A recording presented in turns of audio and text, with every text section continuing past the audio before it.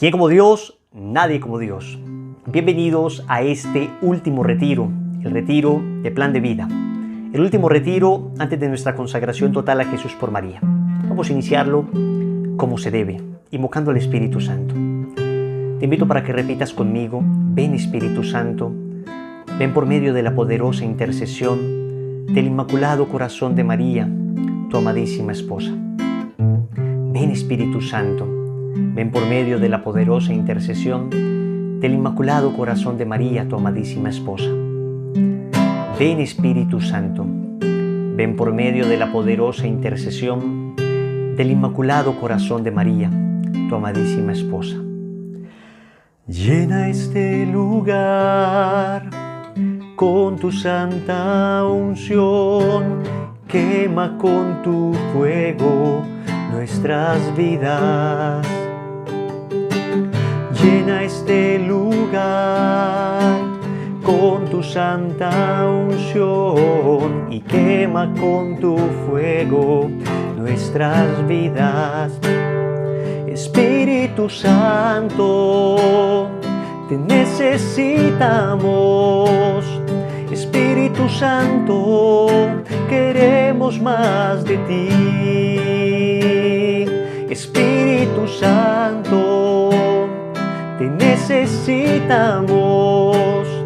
Espíritu Santo, queremos más de ti.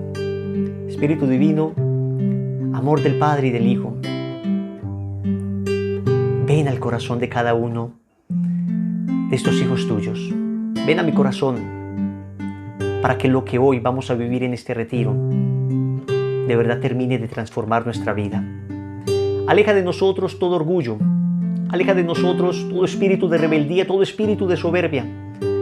Aleja de nosotros todo espíritu de confusión que no nos permita entender con claridad tu palabra. Y concédenos el espíritu de la humildad para que dócilmente podamos dejarnos conducir por tu amor, que siempre quiere lo mejor para nosotros. Gracias, Espíritu Divino, porque hoy experimentamos tu presencia. Amén. ¿Quién como Dios? Nadie como Dios. Y después de Dios, nadie como María. Vamos con la primera charla entonces, que hemos llamado Permaneced en mí, tomado del Evangelio de San Juan, capítulo 15, versículos del 1 al 11. Yo soy la vid verdadera, y mi Padre es el viñador. Todo sarmiento que en mí no da fruto, lo corta, y todo el que da fruto, lo limpia para que dé más fruto. Vosotros estáis ya limpios gracias a la palabra que os he anunciado. Permaneced en mí como yo en vosotros. Lo mismo que el sarmiento no puede dar fruto por sí mismo si no permanece en la vid, así tampoco vosotros si no permanecéis en mí. Yo soy la vid, vosotros los sarmientos. El que permanece en mí y yo en él, ese da mucho fruto. Porque separados de mí no podéis hacer nada. Si alguno no permanece en mí, es arrojado afuera, como el sarmiento, y se seca. Luego los recogen, los echan al fuego y arden. Si permanecéis en mí y mis palabras permanecen en vosotros, pedid lo que queráis y lo conseguiréis. La gloria de mi Padre está en que deis mucho fruto y seáis mis discípulos. Como el Padre me amó, yo también os he amado a vosotros. Permaneced en mi amor. Si guardáis mis mandamientos, permaneceréis en mi amor, como yo he guardado los mandamientos de mi Padre y permanezco en su amor. Os he dicho esto para que mi gozo esté en vosotros y vuestro gozo sea colmado. Palabra del Señor, gloria a ti, Señor Jesús. ¡Qué texto tan hermoso! Es el texto de nuestra unión con Dios. En 11 versículos el Señor repite 10 veces permanecer, permanecer. La necesidad de permanecer unidos a Él. Les cuento que todo el proceso de preparación que hemos hecho, el amor que le hemos tomado a Nuestra Señora, todo ha sido simplemente un camino para esto, para permanecer unidos en Cristo. Es el secreto de la santidad. Miren que la fe cristiana se distingue de todas las demás religiones fundamentalmente por esto, porque la gracia de Dios nos hace permanecer en Dios y nos hace permanecer a Dios en nosotros, nos hace que Dios permanezca en nosotros. Todas las otras religiones tienen unos líderes, unos guías a los que admiran, a los que imitan, pero ese guía, ese líder murió, era un hombre, y sin embargo, de alguna manera permanecen unidos a la enseñanza de ese líder, al ejemplo de ese líder. Pero es que nuestro Dios, nuestro Cristo resucitó. Por eso no solamente permanecemos unidos a Él como ejemplo, a sus palabras y a sus mandamientos, sino que permanecemos de verdad unidos a Él por el misterio de la gracia. Es decir, hay un don sobrenatural. La vida de Dios vive en ti. Ya no soy yo quien vive, Cristo vive en mí. Esto nos hace distintos a todos porque Dios está en nosotros de una manera misericordiosa, misteriosa y maravillosa a través del misterio de la gracia. Eso lo entendían muy bien los primeros cristianos. Hay unas mártires muy famosas en la primera cristiandad, en los primeros siglos del cristianismo, llamadas Felicidad y Perpetua, Santa Felicidad y Santa Perpetua. Eran dos cristianas que fueron perseguidas porque, digamos, había un emperador, el emperador Severo había pedido que todos los cristianos fueran encarcelados para que abdicaran, para que renunciaran de la fe en Cristo y así salvaran su vida. Pues estas cristianas no quisieron renunciar, por el contrario se mantuvieron firmes, entonces empezaron a martirizarlas a ellas junto con otro grupo de cristianos. El caso es que las martirizaron a todas, pero a Felicidad no le martirizaban porque ella estaba embarazada y la ley romana no permitía matar a una persona mientras estaba embarazada. El caso es que empezaron a sacar uno a uno a los cristianos que iban martirizando y fue quedando entonces allí Felicidad solita. Llegó el momento de dar a luz. En el momento de dar a luz ella pues, gritaba por los dolores de parto y entonces uno de los soldados se burla de ella y le dice, ja, ja, ja, si así gritas y así te duele el hecho de dar a luz, ¿qué será de ti cuando las fieras te devoren? El martirio era siempre tremendo, ¿no? Era un martirio espantoso donde o les decapitaban o les quemaban o las fieras les rasguñaban y les despedazaban. Pero miren la respuesta que dio Santa Felicidad. Ahora soy débil porque la que sufre es mi propia naturaleza. Pero cuando llegue el martirio me acompañará la gracia de Dios que me llenará de fortaleza. Entonces será otro el que sufrirá en mí. Será Cristo el que sufrirá en mí.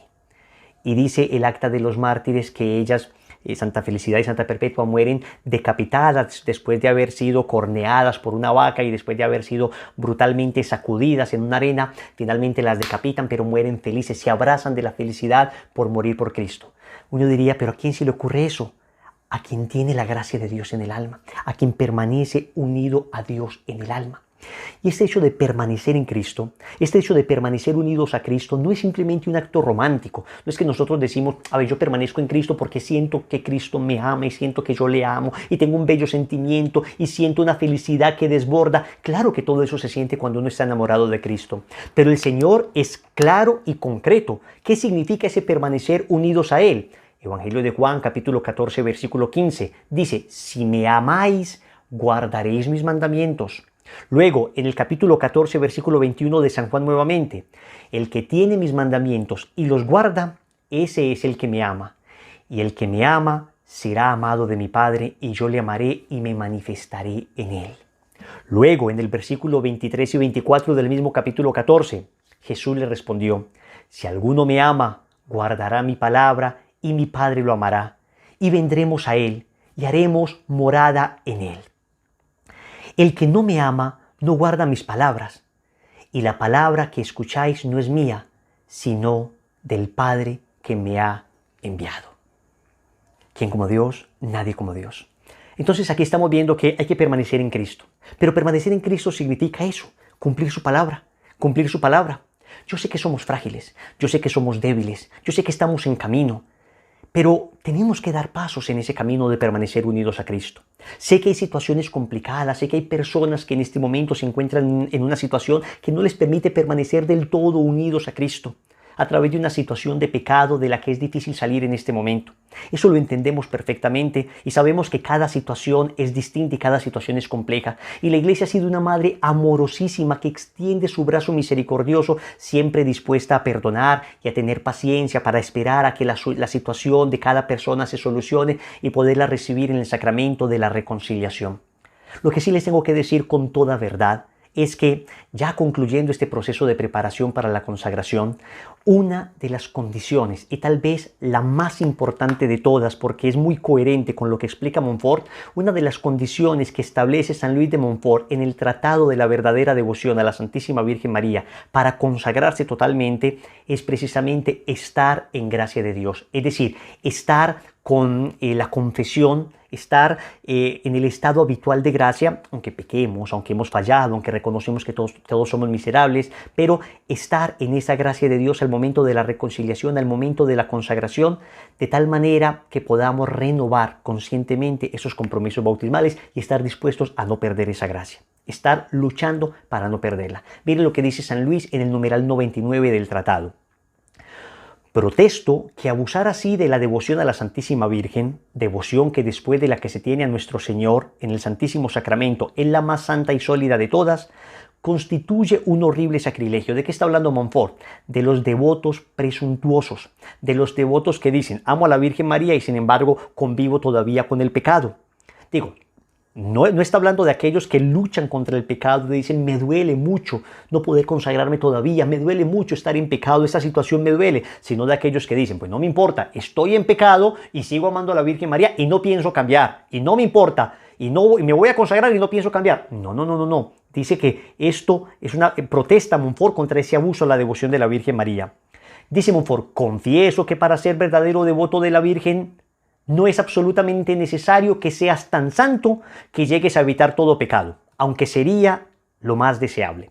Es decir, no estamos diciendo que se consagran los santos. No. Se consagran los que queremos ser santos, los que buscamos la santidad. Entonces, claro que todavía seguimos teniendo pecados veniales contra los que luchamos. Dice Montfort, pero es preciso al menos, y nota bien lo que digo, primero, mantenerte sinceramente resuelto a evitar, por lo menos, todo pecado mortal que ultraja tanto a la madre como al hijo. Entonces la primera condición que dice Montfort es, se consagra quien esté evitando el pecado mortal. Quien esté evitando el pecado mortal. Y esto es muy lógico. Si la consagración monfortiana, si la consagración total a Jesús por María es la renovación de los compromisos bautismales, donde durante la Eucaristía que vamos a tener, vamos a decir, renuncio al pecado, a Satanás, al mundo, a la carne, y me entrego a ti, querida Madre mía, y a través de ti a Jesucristo. Entonces no puede ser que en la Eucaristía de la consagración digamos una mentira, y ni siquiera queriendo decirla, sino que, de hecho, si yo vivo habitualmente en pecado, si yo estoy en una situación objetiva de pecado, que en este momento no me permite comulgar y no permiten que me den la absolución, entonces yo en este momento no puedo todavía renovar plenamente los compromisos bautismales. Óyeme bien lo que digo, todavía. No te estoy diciendo que nunca lo vas a hacer, no te estoy diciendo que ya no me consagré, entonces estoy ya perdido para siempre. De ninguna manera. Esto es un camino. Y en este camino hay personas que terminan el camino de preparación más rápido y otros que terminan el camino de preparación, digamos, en mayor tiempo. Pero seguimos en camino. Aquellos que se pueden consagrar ya terminan su camino de preparación y empiezan su camino de vivir la consagración. Aquellos que no se pueden consagrar todavía siguen en su camino de preparación. No es que digan, no me puedo consagrar, tengo una situación que me impide consagrarme en este momento, no puedo decir que renuncio definitivamente al pecado si objetivamente sigo viviendo en él, aunque me duela y aunque quisiera salir, pero las circunstancias ahora no me lo permiten. Entonces, yo no puedo ir a decir mentira a la Virgen y decirle, sí, renuncio al pecado, porque entonces me meto en un problema de conciencia. Y el problema no es nuestro. Óyeme, acá escúchame, nadie te va a decir, te puedes consagrar o no te puedes consagrar. Eso pertenece a tu corazón y eso es una cuestión de tu conciencia. Nosotros solamente te podemos dar indicaciones y las indicaciones que nos ha dado la Iglesia y las indicaciones que nos da San Luis de Montfort. Pero si una persona se obstina y dice, no importa, yo me voy a consagrar, es que nadie te lo puede impedir. Yo puedo mentir si quiere. Yo puedo decir, sí, no tengo ninguna situación de pecado y estar objetivamente en pecado mortal, pero ¿de qué sirve eso? ¿De qué sirve eso? Es que entiéndanme que esto no es un curso como cualquier otro. Esto no es un curso para terminar con un diploma, esto no es un curso para terminar con un certificado. No, acá no vamos a dar nada de eso. Esto es un curso, esto es un proceso, esta es una preparación para unirme a Dios en conciencia, para madurar en mi fe cristiana. Y hace parte de la madurez de mi fe cristiana el hecho incluso de descubrir, oiga, todavía tengo una situación que debo resolver. Ya la preparación ha logrado su cometido.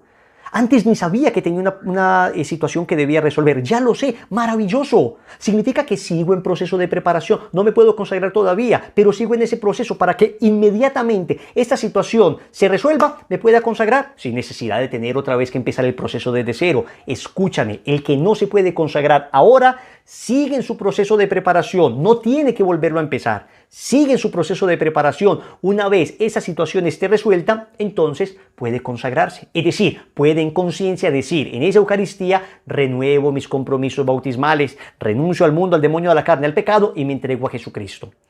Mientras tanto no lo puedo hacer y eso está muy mal. Eso es una cosa de verdad que sirve al alma.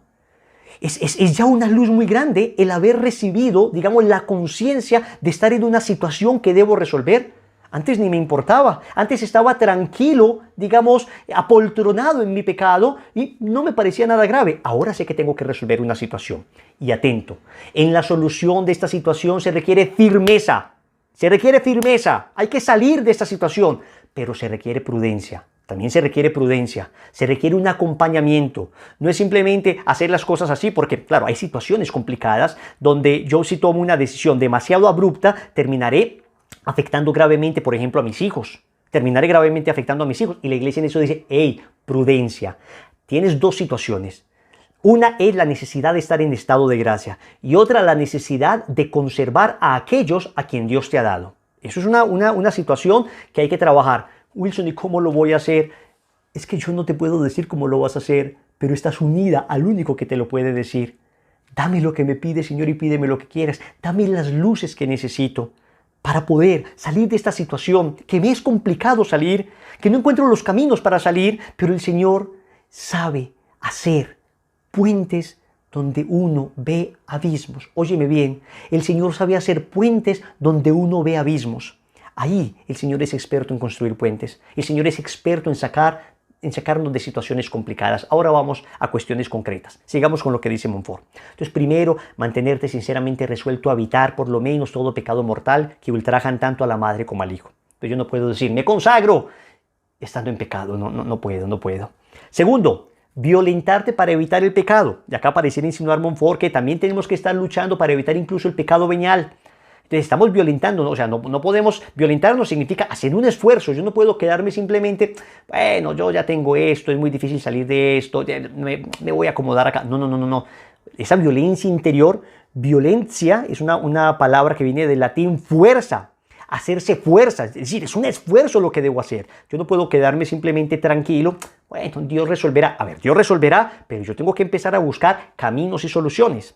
Y dice Montfort tercero, inscribirte en las cofradías, rezar los 5 o 15 misterios del rosario u otras oraciones, ayunar los sábados, una serie de prácticas entonces que son importantes, que vamos a ver más adelante, unas de las cuales serían indispensables, otras de las cuales son opcionales. Entonces, ¿qué estamos diciendo? Que la consagración básicamente consiste en un acto de coherencia. Coherencia. La coherencia consiste en la integridad interior, que haya identificación entre lo que yo pienso, lo que yo hablo y lo que yo vivo. No puede ser que yo por una parte diga una cosa y por otra parte viva otra. No puede ser que por una parte yo piense algo y por otra parte viva otra cosa distinta. Yo creo en Dios, pero luego no vivo conforme a sus mandamientos. Entonces, este proceso de coherencia es un camino. Para muchos el camino es inmediato, para otros el camino es largo. Les quiero contar el testimonio de una parejita que tuve. Se prepararon conmigo para la consagración, no en un proceso rápido de 33 días, sino en un proceso de 9 meses. Una lección cada semana, fue un proceso largo. Y ellos tenían una situación donde uno de los dos tenía un matrimonio anterior. Entonces no se podían casar todavía porque estaban en un proceso de nulidad matrimonial. Este proceso de nulidad matrimonial a todas luces parecía que había razones para declarar esa nulidad y sin embargo estábamos esperando que el tribunal eclesiástico diera este certificado pues, de nulidad, ¿no?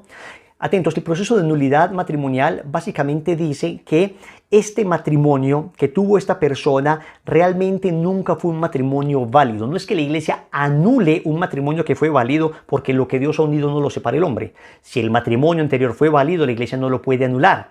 Pero resulta que puede haber razones que hagan o que hicieron que ese matrimonio que parecía válido y que tuvo fotos y que tuvo fiesta, realmente puede haber razones que lo hicieron inválido. Por ejemplo, puede haber cosas que se oculten, digamos circunstancias graves que se oculten, entonces te das cuenta cuando te casas que hubo una gran mentira de la otra persona. Digamos, la otra persona tenía 4 hijos y se casaron y nunca te lo había dicho. Eso es una mentira tremenda que hace que de alguna manera este matrimonio esté en grave situación de verse nulo. Porque es que me estás diciendo que una verdad como esa no me la confesaste. Yo no sabía en realidad con quién me estaba casando. No digo que sea una cosa mala y no digo que no se pueda aceptar. Digo que son mentiras o que son cosas que no se podrían haber ocultado. Por ejemplo, si un matrimonio dice, no, es que nos vamos a casar, pero no vamos a tener hijos, definitivamente no vamos a tener hijos. Eso también hace nulo un matrimonio, porque uno de los fines del sacramento es estar abiertos a la vida. Atentos, no necesariamente tener hijos, porque eso dependerá de Dios, pero por lo menos la apertura a que Dios me dé hijos. Claro, una paternidad responsable, como ya lo hemos visto, y vamos a ver un poco ahora. Pero una paternidad de todas maneras abierta, responsable sí, una paternidad responsable sí, pero no una paternidad confortable. Entonces no es que, ay, no, yo no voy a tener hijos. Es como si un sacerdote dijera, yo me voy a hacer padre, pero no voy a celebrar misa. Es que toda vocación implica una misión, y la vocación matrimonial implica la misión también de ser ministros de la vida. Entonces hay cosas que pueden hacer que ese matrimonio nunca haya sido un matrimonio válido. Entonces la iglesia estudia qué sucedió antes del matrimonio y puede decir, declaramos que este matrimonio nunca fue válido. O sea que la persona ya puede casarse, pero no es que se pueda volver a casar, no, es que nunca estuvo casado, ahora se puede casar. El caso es que esta parejita que tuve terminó el proceso de preparación y no les daban la nulidad. Me decían, Wilson, ya va a salir. Y les decía, bueno, a ver, es que yo no, repito, lo dejé a la conciencia de ellos, siempre lo dejo a la conciencia de ellos. Yo les decía, lo que enseña la iglesia es que, y lo que dice Montfort es que en este momento, en esta situación, no te puedes consagrar todavía, pero luego cada persona es libre de hacer lo que quiere, cada persona es libre de actuar como quiera. El caso es que ellos en mucha humildad dijeron, vamos a esperar. Terminamos ese proceso. Empecé otro proceso de preparación para la consagración, otros 9 meses. Era un proceso de 9 meses. También lo siguieron ellos. Al final, todavía no les habían dado la nulidad. Empezaron nuevamente el proceso, la tercera vez. Y al final de ese último proceso, les salió la nulidad, se pudieron casar y se consagraron. Y quedaron tan expertos en temas de preparación para la consagración que luego se volvieron ellos preparadores para la consagración de otras parejas, de otras familias y de otras personas. Entonces hubo docilidad en sus corazones, no se obstinaron y no dijeron, ¡qué rabia! Es que yo me quiero consagrar. Es que, escúchenme, la consagración no es un derecho, la consagración es un don. No es que yo tengo derecho a consagrarme porque hice todas las prácticas y estuve en todas las lecciones. Repito, si lo quieres hacer, hazlo, pero es una cuestión que queda en tu conciencia, porque Montfort dice con toda claridad la necesidad de vivir coherentemente. Ahora, hay situaciones difíciles, yo lo entiendo, hay situaciones que se salen de las manos de uno. ¿Y qué se hace ahí? Acoger, abrazar, amar, acompañar. El que no terminó su consagración, el que no la pudo hacer, no significa que queda suelto. Venga, siga con nosotros, venga, le seguimos formando, venga, seguimos en ese proceso, no pasa nada. Se acompaña a la persona. Ahora, dice la carta a los Hebreos en el capítulo 6, versículo del 4 al 6. Dice, porque es imposible que cuantos fueron iluminados una vez gustaron del don celestial y fueron hechos partícipes del Espíritu Santo, saborearon las buenas nuevas de Dios y los prodigios del mundo futuro, y a pesar de todo cayeron, se renueven otra vez mediante la penitencia, pues crucifican por su parte de nuevo al Hijo de Dios y lo exponen a infamia pública. Nosotros tenemos una conciencia, y lo dice la carta a los Hebreos, que el pecar es de alguna manera crucificar una vez más al Señor. Por eso decimos rápidamente, hay que buscar cómo salir del pecado y hay que dar pasos. Que la iglesia nos acompañe no significa que nos quedemos ahí apoltronados, contentos en la situación en que estamos. Hay que empezar a buscar con paciencia. La situación es más compleja cuando la situación en que me encuentro interviene otra persona. Cuando soy yo solo, debo dar pasos fuertes. Y acá hablamos, por ejemplo, de las personas que todavía tienen un vicio. Atento, hay personas que tienen un vicio y entonces, es que yo he intentado luchar contra ese vicio, es que no he podido. Espérate un momentico, a ver, es que hay que luchar en serio. Es que cuando no tiene que ver con otra persona, cuando es solo mi voluntad, hay que hacer esfuerzos prácticos para permanecer unidos a la vid. No podemos ser sarmientos que se han desprendido de esa vid, porque es que nos secamos, dejamos de dar fruto. Es necesario dar pasos rápidos. Y dice la misma carta a los Hebreos, capítulo 12, versículo 4, no habéis resistido todavía hasta llegar a la sangre en vuestra lucha contra el pecado. Entonces hay gente que me dice, es que no he podido vencer este vicio, no he sido capaz. A ver. Puede que sí te hayas esforzado, pero acá dice la carta a los hebreos que hasta la sangre. Claro, ¿esto qué significa? Que un esfuerzo mayor, un esfuerzo mayor. No es posible que yo tenga todavía un vicio de masturbación, un vicio de pornografía, un tremendo y horrible carácter, un vicio de fornicación, un vicio de soberbia que humilla a los demás, un vicio de hurto. Uy, y no es posible que yo apenas esté rezando el rosario de vez en cuando, yendo a misa de los domingos a veces, y ahí estoy luchando. Pero hombre, no me digas que estás luchando. Si estuviera luchando, estarías haciendo el rosario todos los días, hasta de rodillas, suplicándole al Señor la gracia de salir de ese pecado. Si estuviera luchando, estarías yendo a misa incluso diario para salir de ahí, estarías ayunando a pan y agua. Es decir, la lucha tiene que costarnos un poquito también. Y tenemos que esforzarnos para que esa lucha sea eficaz, para que esa lucha sea eficaz. Entonces, es importante entender que hay unas circunstancias que me impedirían consagrarme. Por ejemplo, en la lucha de buscar esa pureza de corazón, esa limpieza de corazón de la que hablamos. Si una persona, por ejemplo, dice, es que todavía no he podido lograr la castidad en mi noviazgo, sigo todavía cayendo una y otra vez con mi novia, pues no te consagres todavía. Vamos a luchar para salir de ese estado de fornicación y vamos a pedir al Señor la gracia de vivir un noviazgo en pureza, de vivir el noviazgo que Dios quiere, para que más adelante, si es voluntad de Dios, tengan el matrimonio que ustedes se sueñan.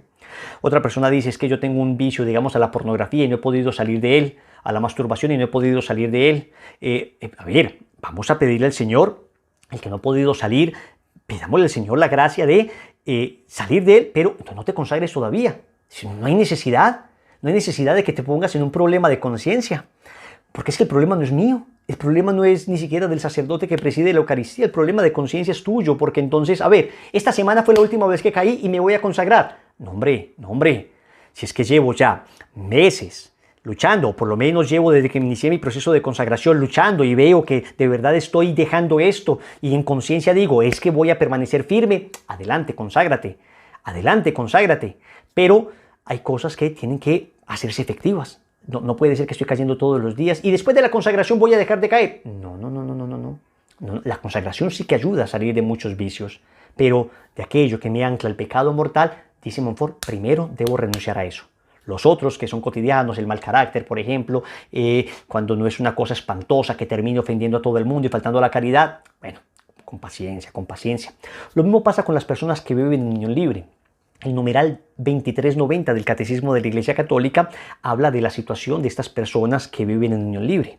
Dice que todas estas situaciones ofenden la dignidad del matrimonio, destruyen la idea misma de la familia, debilitan el sentido de la fidelidad, son contrarias a la ley moral. El acto sexual debe tener lugar exclusivamente dentro del contexto del matrimonio. Todo esto lo hemos contado a lo largo de la preparación. Y miren que hemos llegado a esta charla después de una larga preparación.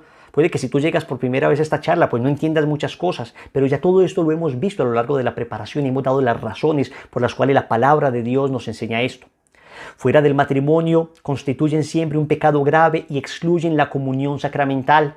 Entonces las personas que viven en unión libre pues no se pueden consagrar todavía. Wilson, que ya nos vamos a casar. Entonces cásense primero y después viven su proceso de consagración. Es decir, no hay necesidad de que te apresures. Además, misas en las que hagamos consagraciones tenemos frecuentemente, todo el tiempo. Incluso si es que tú no encuentras una en tu parroquia, después de que te cases, podrías pedirle al sacerdote, padre, quiero hacer esta ceremonia de consagración y te enviamos cómo se hace la ceremonia de consagración y el padre de tu parroquia lo puede hacer. No hay prisa para consagrarse. Hay prisa para salir de la situación en que nos encontramos cuando es irregular. No hay prisa para consagrarse. Hay prisa para salir del pecado, pero para consagrarse, tranquilo, paciencia. Nadie te va a juzgar por esto, nadie te va a señalar por esto. Luego vienen las personas divorciadas vueltas a casar, que son situaciones muy complejas. Hay una exhortación del Papa Juan Pablo II, se llama Familiaris Consortio, en el numeral 84. Les invito para que lo lean. La Iglesia no puede ser más misericordiosa y amorosa con las personas que se han separado y se vuelven a casar. Lo primero que dice este numeral es que la Iglesia no abandona a estas personas, no es que están excluidas de la Iglesia. Bienvenidos a la preparación para la consagración, a los grupos de oración, a la misa, a todo, bienvenidos. La Iglesia no los abandona. Segundo, dice que los pastores deben discernir cada caso. No se puede juzgar igual a uno que irresponsablemente abandonó una relación por irse con otra que a la pobre mujer o el pobre hombre, en este caso hombre o mujer, que fueron víctimas del abandono de su cónyuge. Entonces cada caso hay que considerarlo. Después dice que hay que ayudar a que no se consideren estas personas separadas de la Iglesia Y al contrario, hay que ayudar a que participen en la vida de la iglesia, se les vincule de alguna manera en la vida de la iglesia. Y miren lo que la iglesia dice: invita a las personas que están casadas, divorciadas y vueltas a casar en una segunda nupcia civil. Miren lo que la iglesia dice. 1. Escuchen la palabra de Dios. Lean mucho la palabra de Dios. 2. Frecuenten la misa. Aunque no puedan comulgar, frecuenten la misa. 3. Perseveren en la oración, el Santo Rosario. 4. Incrementen las obras de caridad. Hagan caridad. 5. Eduquen a los hijos en la fe. 6. Que haya un espíritu y haya obras de penitencia. Esto es una manera de implorar la gracia de Dios. Dice específicamente este numeral 84 de la exhortación Familiares Consorcio, que así ellos van a alcanzar, por caminos que la gracia les vaya indicando, por caminos que Dios les vaya indicando, esa comunión con Dios, esa gracia de Dios. Y dice que la iglesia reza y les anima. Dice que, obviamente, en estas situaciones no se podrían admitir a la comunión. Ahora, Wilson, pero si nosotros vivimos así, y vivimos en castidad, ¿podemos comulgar? La iglesia dice que sí, dice así. Esto lleva consigo concretamente que cuando el hombre y la mujer, por motivos serios, como por ejemplo la educación de los hijos, no pueden cumplir la obligación de la separación, la iglesia no es que diga, ay, hay segunda nupcia, sepárense y punto. No, si hay hijos ahí, espere, no se pueden separar por el bienestar de sus hijos. Dice que deben asumir el compromiso de vivir en plena continencia, o sea, de abstenerse de los actos propios de los esposos. Cuando se cumple esta condición y evitar el escándalo, estas personas, digamos, que viven como hermanos, se dice tradicionalmente, es decir, son personas que, aunque viven en unión libre, digamos, aunque viven en segundas nupcias, viven como hermanos, sin intimidad sexual, pueden ir, confesarse, se les puede dar la absolución y sí, sin que genere escándalo en su parroquia. Si de repente conocen en la parroquia que esta pareja no es casada, entonces deben comulgar en otra parroquia, pero siempre y cuando estén en estado de gracia, Entonces, cuidado, hay que buscar entonces ese estado de gracia de las personas. Y nos podemos consagrar si estamos en estado de gracia, repito, lo importante, dice Montfort, es que estén en estado de gracia y que se evite el escándalo. En esas condiciones, una persona se podría consagrar. Ahora bien, lo ideal siempre es que la persona esté ya en una situación tal que, digamos, puedan vivir sacramentalmente su confesión, su comunión, su vida familiar, en un santo matrimonio, y para eso entonces invitamos a estas personas a que busquen el proceso de nulidad sacramental. La iglesia favorece mucho estos procesos. La iglesia no inventa nulidades. El matrimonio goza del favor iuris, es decir, del favor del derecho. La iglesia no es que diga todos los matrimonios son nulos. No. La iglesia en principio dice todos los matrimonios son válidos. Vamos a analizar caso por caso a ver si este o aquel es nulo. Entonces lo que debe hacer esta persona es idealmente buscar el proceso de nulidad. ¿Ok? Nosotros recomendamos vivamente que las personas, hasta que no tengan la nulidad, no se consagren. Ahora, hay personas que estando en segundas nupcias viven en castidad, hablan con un sacerdote, no están en pecado porque pueden comulgar y se pueden consagrar. El sacerdote les da permiso para consagrarse, bien pueda. Cumplen, digamos, la condición que establece Montfort, que es no estar habitualmente en pecado porque pueden comulgar. Y si pueden comulgar, no están habitualmente en pecado. Pero nosotros recomendamos idealmente que las personas ya tengan un santo matrimonio para poderlo hacer. Bien. Lo mismo viene el tema de los anticonceptivos. El tema de los anticonceptivos en la Humanae Vitae, numeral 14. La Humanae Vitae, saben que es este documento importante de Pablo VI, donde se habla de la inmoralidad de los anticonceptivos. Dice que queda además excluida toda acción que en previsión del acto conyugal o en su realización o en el desarrollo de sus consecuencias naturales se proponga como fin o como medio a hacer imposible la procreación. Humanae Vitae, numeral 14. Entonces, estas personas que todavía usan métodos anticonceptivos no se podrían consagrar. Wilson, te voy a dejarlos a la carrera. Paciencia, esto es un proceso. No se pongan a hacer una cosa de pronto a la carrera que termine más bien afectando el matrimonio, afectando la relación, porque no aprendieron adecuadamente los métodos naturales.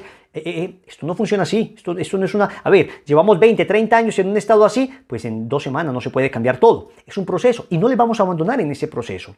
Ahora, mucha gente nos ha preguntado, Wilson, y si de repente hay una razón, por ejemplo, terapéutica, hay personas con unas hemorragias tremendas. La iglesia contempla esto en el numeral 15 del Humanae Vitae. Dice, la iglesia, en cambio, no retiene de ningún modo ilícito el uso de los medios terapéuticos verdaderamente necesarios para curar enfermedades del organismo mismo a pesar de que se siguiese un impedimento aún previsto para la procreación, con tal de que ese impedimento no sea, por cualquier motivo, directamente querido.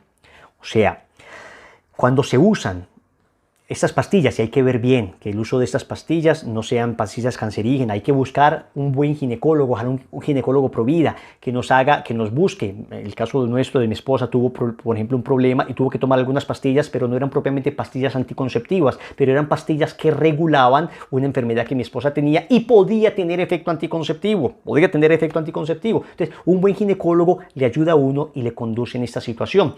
Ahí, cuando tiene una razón terapéutica y la razón no es digamos, evitar la fecundación, ahí podrían ser lícitos en ese caso. Si no se tiene como intención evitar, digamos, la fecundación, sino que se tiene como intención curar algún tipo de enfermedad. Repito, hay que cuidarse bien e informarse adecuadamente. En una charla tan corta como esta no lo puedo hacer, pero ahí les hemos dispuesto todo el movimiento para informarles sobre estos temas.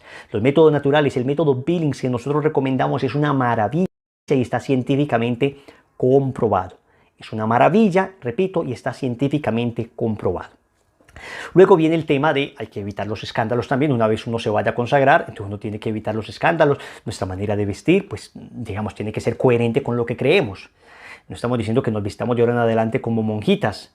No, hombre, pues a ver, estamos hablando de una manera de vestir que sea una manera, digamos, no escandalosa, dentro del límite de lo normal. Wilson, ¿y nos podemos maquillar? Me dijo una vez una señora y yo dentro de mí dije, señora, para usted sería pecado no maquillarse. Es una broma, es una broma. Es decir, claro que pueden estar bonitas, claro que pueden estar atractivas, claro que un hombre y una mujer pueden estar a la moda, por supuesto, desde que la moda no sea inmoral, desde que la moda no genere escándalo y no sea provocación de pecado para otras personas, tanto en hombres como mujeres, ¿no?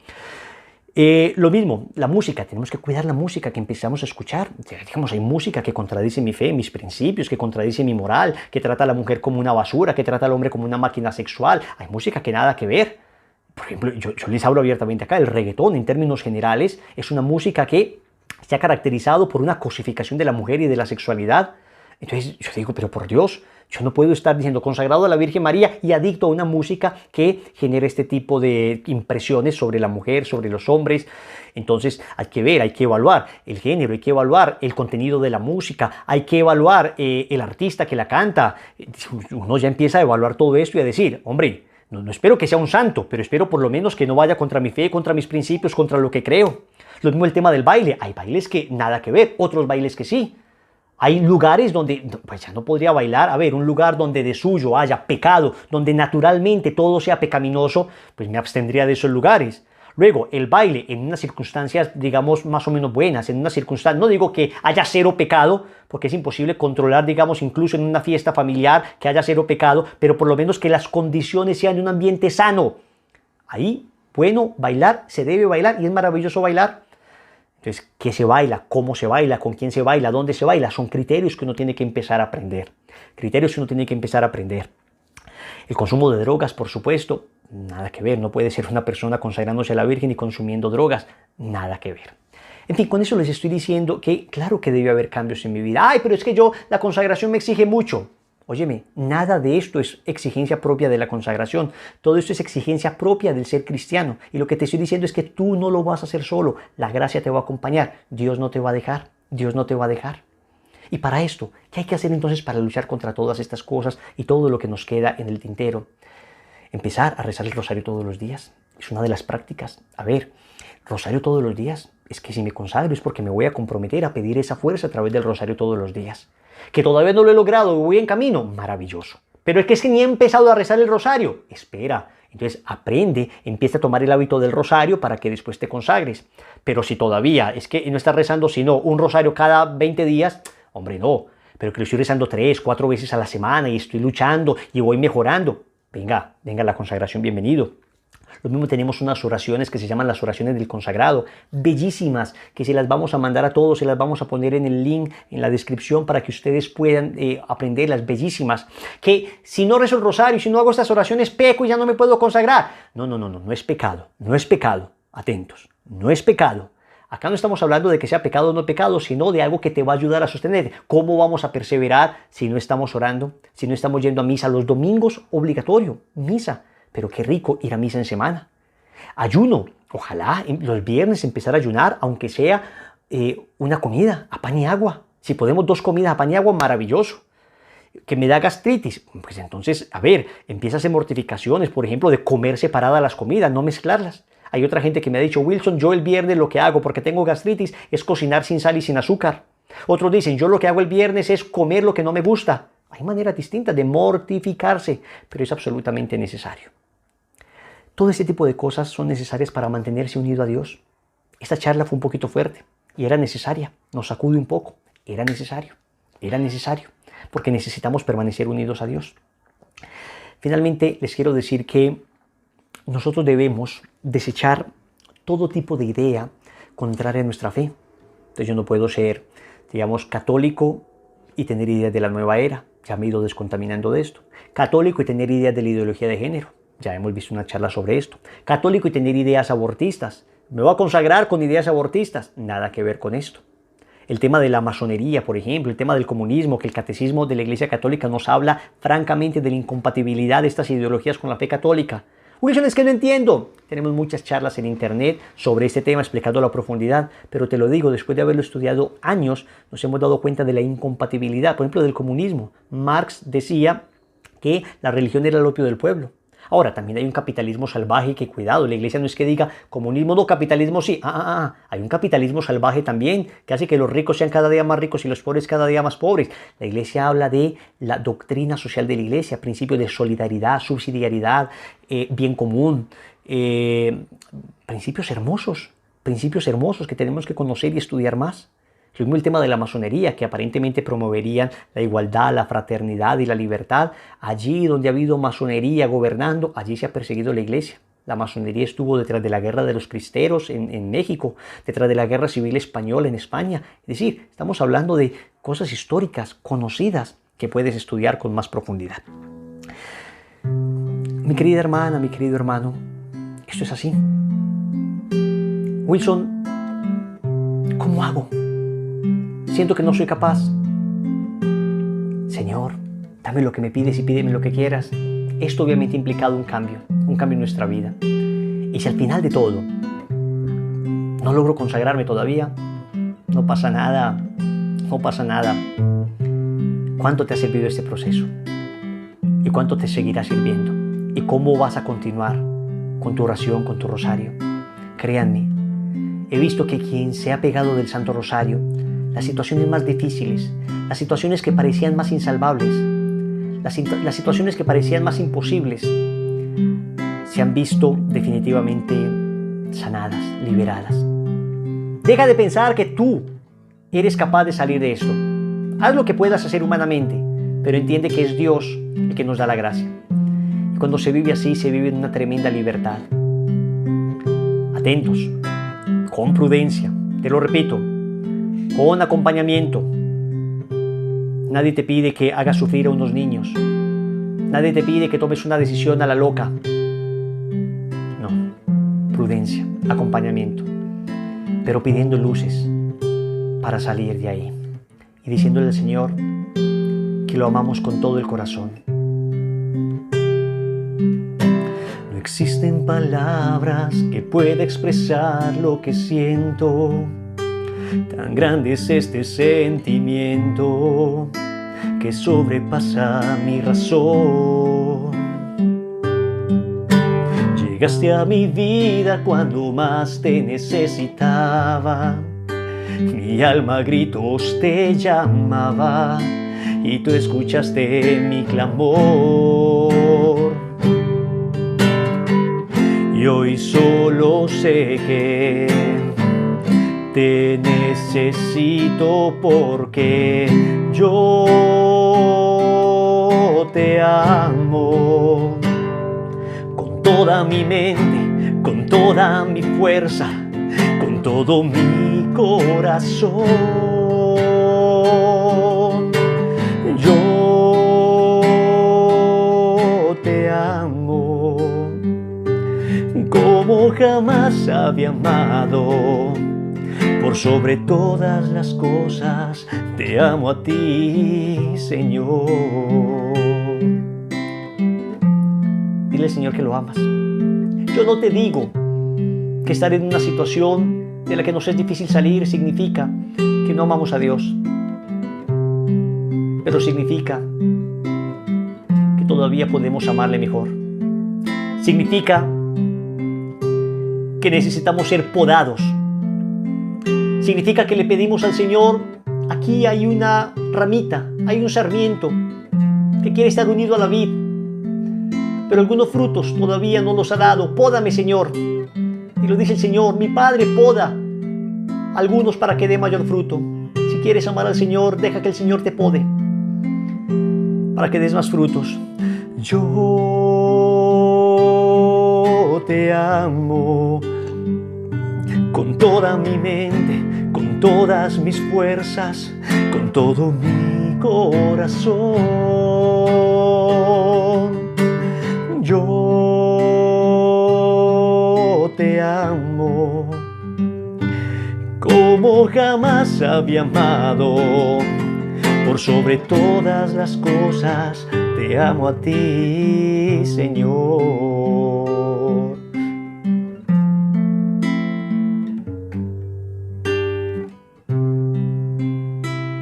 Gloria al Padre, y al Hijo, y al Espíritu Santo, como era en el principio, ahora y siempre, por los siglos de los siglos. Amén. ¿Quién como Dios? Nadie como Dios. Un saludo en el Señor para todos. Soy Juliana Ramírez, misionera del movimiento Lazos de Amor Mariano. Y bueno, en este día tengo la alegría de poderles acompañar en este segundo retiro de la consagración, de la preparación para la consagración, nuestro retiro de plan de vida. Y hoy los voy a acompañar con una reflexión titulada Ser consagrado es ser misionero. Óiganlo bien. Ser consagrado es ser misionero, y vamos a ver por qué.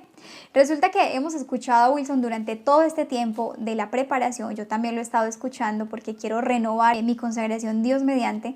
Entonces Wilson ha dicho en repetidas ocasiones que la consagración es la renovación de los compromisos bautismales. Es decir, no adquirimos un compromiso nuevo, no vamos a adquirir nuevos compromisos, nuevas cosas por hacer, en fin, no. Vamos a renovar conscientemente y por amor nuestros compromisos bautismales. Y es que el bautismo es sumamente importante en nuestra vida. Dice el Catecismo en el numeral 1213 que el bautismo es el fundamento de la vida cristiana. Óiganlo bien, el fundamento de la vida cristiana. Y que además es el pórtico. El pórtico es como la puerta de entrada a la vida espiritual, al mundo espiritual. Preciosísimo esto, pero también nos dice este numeral otras cosas muy importantes. Nos dice que el bautismo nos libera del pecado y nos regenera como hijos de Dios. Es decir, esto que perdimos por el pecado original, esa gracia inicial que perdimos por el pecado, nos es devuelta en el bautismo. Y somos nuevamente, digámoslo así, como adoptados, como hijos de Dios nuevamente. Y eso es un regalo gigante.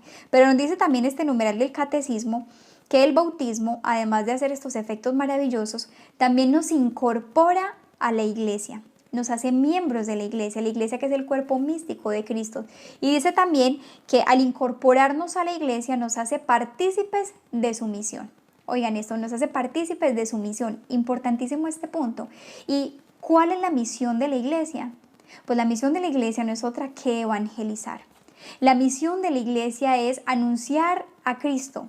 La misión de la iglesia es llevar la buena nueva del evangelio a tantas personas, a tantos hombres, a todos los rincones del mundo, para que todos conozcan a nuestro Señor Jesucristo, para que todos conozcan su evangelio y lleguen a la salvación. Entonces, ¿qué quiere decir esto? Que cuando nosotros somos bautizados e inmediatamente incorporados en ese cuerpo místico, entonces nosotros, cristianos bautizados, también tenemos el deber de evangelizar. También tenemos el deber de anunciar a Jesús. También tenemos el deber de llevar el evangelio a aquellos lugares donde nos encontramos y donde el Señor nos ha puesto, donde el Señor quiere que estemos. A esos lugares, a nuestro trabajo, a nuestra universidad, a nuestra familia, a esos lugares donde muchas veces no alcanza a llegar de pronto el sacerdote o la religiosa y que nosotros como laicos podemos llegar. Estamos llamados a eso, también a contribuir a esa misión de la iglesia que es anunciar a Cristo y que es evangelizar. También nos dice el Catecismo en el numeral 1268, dice que por el bautismo somos partícipes del sacerdocio de Cristo de su misión profética y real. Es decir, al ser bautizados nosotros nos constituimos en sacerdotes, profetas y reyes. Sacerdotes, profetas y reyes. Bueno, ¿y quién es el sacerdote? El sacerdote es aquel que ofrece sacrificio, ¿cierto? Es decir, estamos llamados también nosotros a ofrecer el sacrificio de nuestra vida al Señor por nuestra propia salvación y la de los demás. ¿Quién es el profeta? El profeta es aquel que anuncia y denuncia. El que anuncia y denuncia. ¿Y quién es el rey? ¿O en qué sentido somos constituidos reyes? No es un reinado como lo piensa el mundo, un reinado así de poder, de riquezas, de dominio, un reinado que oprime a los demás, que se impone ante los demás, que utiliza el poder para subyugar. No, el reinado de Cristo es un reinado de servicio, porque servir es reinar. Y Jesús nos dijo que Él no había venido a ser servido, sino a servir. Es una realeza completamente diferente. Pero por el bautismo nosotros somos partícipes, digamos, de esos tres aspectos. Somos constituidos sacerdotes, profetas y reyes. Y como profetas, entonces, estamos llamados a anunciar. Es decir, desde el día de tu bautismo, tú eres un profeta y no lo sabías. A veces vemos esa palabra de pronto muy grande, como muy rara, como que muy extraña. Nos dicen profeta y pensamos simplemente en el Antiguo Testamento, no sé, en Isaías, Jeremías, en Oseas, en tantos profetas que existieron, pero resulta que por el bautismo tú y yo somos profetas, es decir, estamos llamados a anunciar a Cristo, estamos llamados a anunciar el Evangelio, estamos llamados a llevar el amor de Dios, la misericordia de Dios a las almas. Al habernos encontrado con Cristo y ver que Cristo ha transformado nuestras vidas, al habernos encontrado con su amor, con su misericordia, con su ternura, es imposible que no queramos compartir esta buena noticia. Es imposible que nos guardemos ese tesoro para nosotros solitos, sabiendo que tantas personas lo están necesitando. Y muy bien, miren, algo muy bonito es que el Señor siempre ha querido valerse del hombre para salvar al propio hombre. Es decir, esta misión de evangelizar pudo habérsela encomendado a los ángeles y lo hubiesen hecho tal vez de una manera más perfecta, qué sé yo, con prodigios, milagros. Tal vez los hombres se convertirían de una manera más fácil, no sé, al ver ángeles, en fin.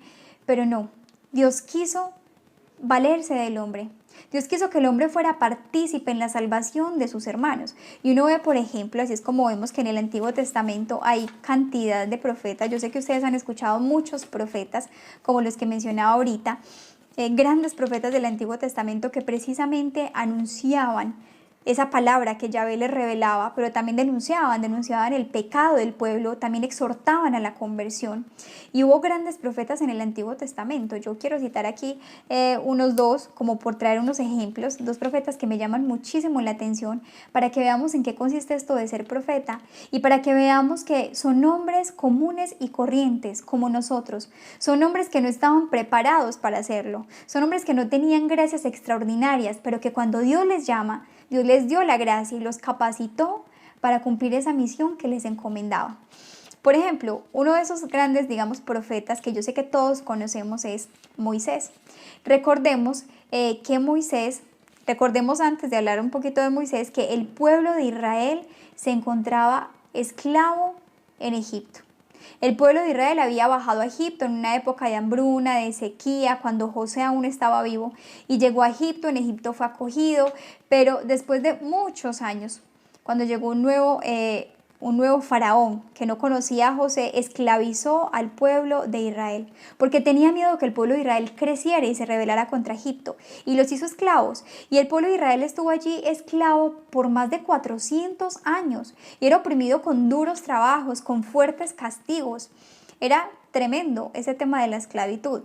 Pero entonces un día el Señor llama a Moisés, que Moisés era un israelita, era un hebreo, pero fue criado por los egipcios. Yo creo que muchos hemos escuchado esa historia de Moisés cuando su mamá lo metió en una canastica, pues porque habían mandado a asesinar todos los niños que nacieran del pueblo israelita, precisamente como para que no se multiplicaran más. Y Moisés nació en ese contexto. Entonces su mamá, recordamos la historia que su mamá en una canasta lo metió, lo envolvió y lo puso a que se fuera por el río. Y nos dice que la hija del faraón rescató a Moisés de las aguas, ¿verdad? Y lo educó, por eso él fue criado con los egipcios, pero él en realidad era un hebreo. Entonces cuando Moisés crece y ve cómo tratan al pueblo de Israel, cómo lo oprimen, cómo lo golpean, cómo pasan necesidades, siente, digamos, un gran coraje en su corazón. El caso es que Moisés, después de que huye de Egipto, porque en uno de esos momentos mató a un egipcio, viendo que un egipcio le pegaba a un hebreo, entonces mató a este egipcio, por lo que Moisés tuvo que huir. Tuvo que huir de allí. Moisés huyó, luego se casó, digamos, se casó, conoció a su esposa y un día, pastoreando las ovejas de su suegro Jetro, Moisés fue más allá del desierto. Moisés caminaba por el desierto y resulta que Moisés llegó al monte Horeb. Y en el monte Horeb vio una zarza que ardía y no se consumía, y esto le llamó tremendamente la atención. Entonces él inmediatamente se quiso acercar, pero escuchó una voz que le decía: a ver, Moisés, este lugar es santo, quita las sandalias de tus pies. Yo sé que muchos hemos escuchado esta canción en la iglesia de quita, quita, quita las sandalias de tus pies, porque el lugar que pisa santo es, ¿verdad? Este pasaje se refiere a Moisés. Entonces Moisés se acerca a esa zarza ardiendo y Yahvé le habla. Esto lo pueden encontrar en el libro del Éxodo, desde el capítulo 1, toda esa historia, pero en el capítulo 3 específicamente, Dios le habla a Moisés. Le dice: Moisés, he visto la aflicción de mi pueblo, he escuchado los gemidos de mi pueblo allí en Egipto, he visto sus sufrimientos, he visto la esclavitud a la que ha sido sometido y quiero liberarlo. Y tú irás ante el faraón y liberarás a mi pueblo. Oigan, pues, tremenda misión la que le pone el Señor. Moisés obviamente se asusta y le dice: pero Señor, o sea, yo no estoy preparado. Señor, ¿yo qué le voy a decir al faraón? Le dice: Señor, yo no sé hablar. Incluso le insinúa como que: Señor, manda a mi hermano Aarón. Pero el Señor le dice: yo estaré contigo. Yo estaré contigo y tú dirás lo que yo te mande. Y efectivamente Moisés, a pesar de sus temores, de no sentirse preparado, pues Moisés le obedece al Señor, le obedece a Yahvé.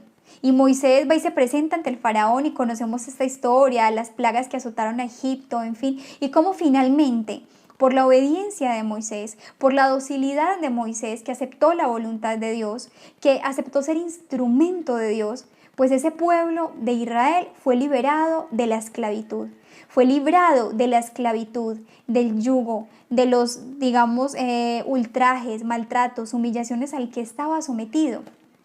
De igual manera, así como Moisés, el Señor te llama hoy a ti y me ha llamado a mí, porque Él quiere valerse de ti y de mí como unos instrumentos para ir a liberar a muchos hermanos nuestros, personas cercanas, tal vez amigos, familiares, que se encuentran en tremendas esclavitudes. Tal vez hoy no es la esclavitud de duros trabajos, tal vez no es un imperio que nos está subyugando, pero muchas personas a tu alrededor, estoy segura, se encuentran sometidos a esclavitudes como el alcoholismo, como la drogadicción, como la pornografía. A muchos se les está acabando su matrimonio, muchos están en la angustia, en la depresión, en la soledad total, están esclavizados por el pecado, están esclavizados por el mundo. Y hoy, tú y yo, que estamos siendo llamados a renovar ese bautismo, que estamos conociendo más de Dios y de nuestra Santísima Madre que nos ama tanto, pues nosotros estamos siendo llamados al mismo tiempo por Dios para que vamos a esos hermanos nuestros, a ayudarlos, a hablarles y a liberarlos de esa esclavitud en la que están sumidos, en la que están sumergidos. Hay otro profeta que a mí me llama muchísimo la atención del Antiguo Testamento, que me encanta, es el profeta Elías. Si quieren leer, les recomiendo que lean su historia, es bellísima. En el primer libro de los Reyes, en los capítulos 18 y 19, van a encontrar un poco esa historia de Elías. Resulta que en el tiempo de Elías reinaba el rey Ahab.